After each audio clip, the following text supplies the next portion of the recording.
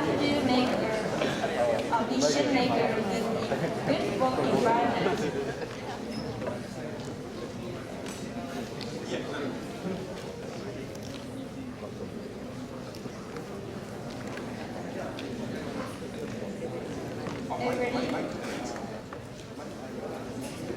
Next, let's all listen to the student from P University and National Science University.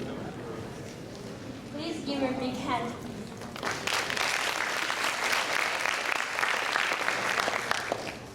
Hi, we're from P University and Sun Yat-sen University. I'm Keisuke, this is Mio, Sakura, and Cody, and our presentation title is Procedures to Welcome Foreign Tourists. Nowadays, as many of you know, there are many foreign tourists visiting Japan. As you can see from this graph, the number of foreign tourists has been increasing in a rapid pace.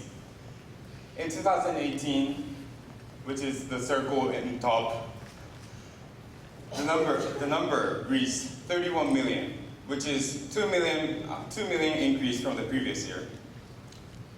So that's great. That's great, right? It's great. However, there is a problem, and this problem lies in the promotion plan made by the Japanese government. The Japanese government has set the target of 40 million foreign tourists by 2020 and is trying to promote tourism, a serious industry in Japan. However, in the previous graph, you have seen that there are only 31 million foreign tourists visiting Japan. We must provide 9 million more people to reach its goals. To reach this, we must reflect upon the problem and come up with a solution to reach its goals. As a group, we tried to talk about how we can solve this, or what we can do to boost this number.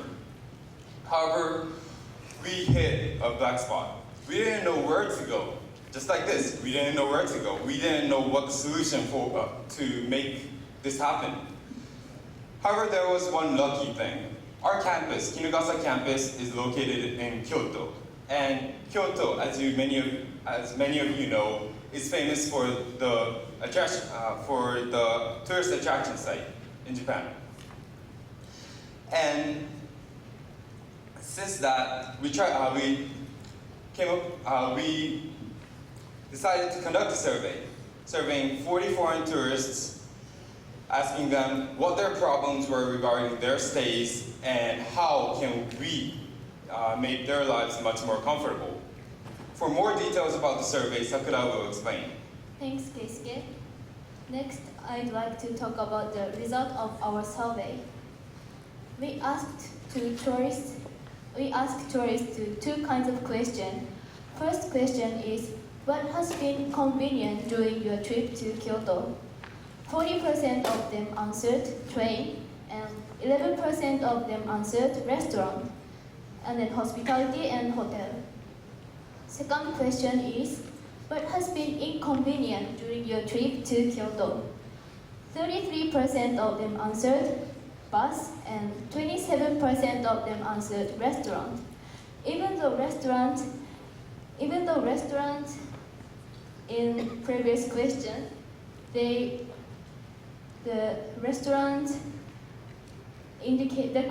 question indicates the inconvenience still exists in present state.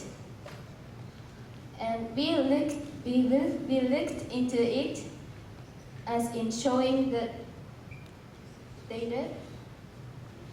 This table shows explanation.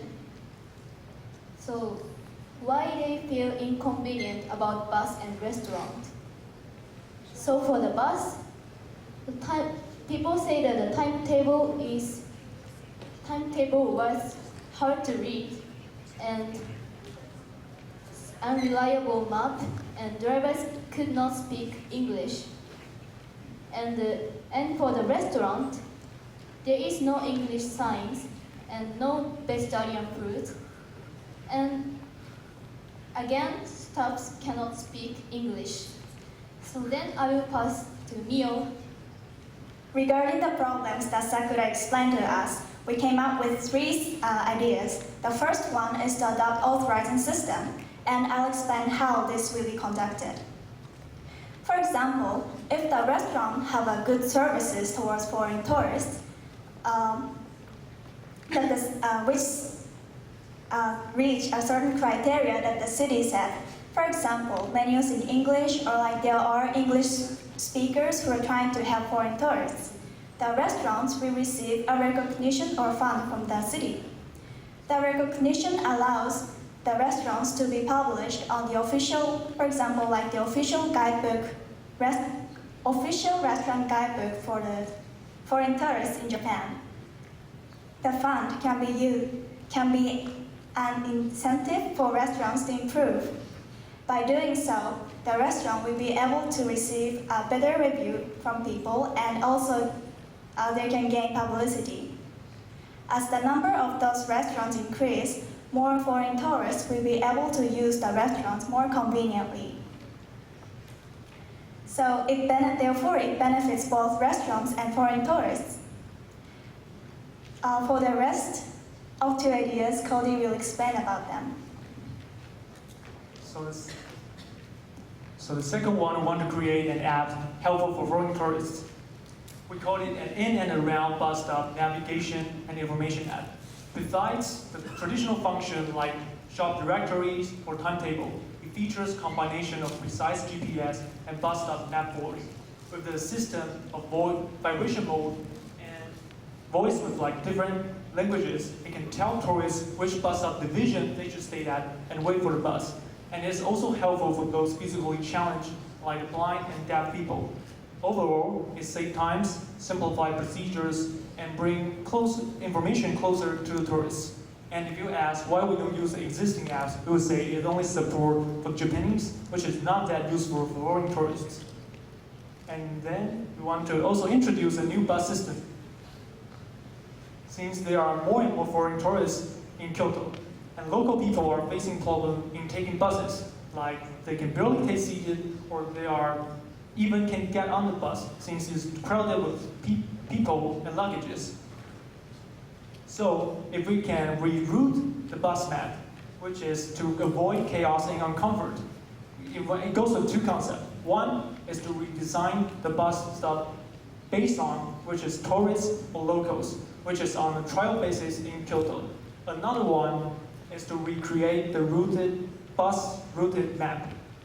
And it can, like, foreigners can have only those buses that stop at certain destination and won't like the same station as the locals. And we'll give it back to Mio. In conclusion, promoting the improvement of the condition in restaurants and easily understandable bus system is getting significantly necessary in our recent trend of tourism in Japan. We suggest that we start from Kyoto as one of the biggest tourism spots in Japan. By providing them a better life in terms of convenience and comfort, foreign tourists will be able to be integrated into Kyoto society. This is all for our presentation, and these are the references. Thank you for listening.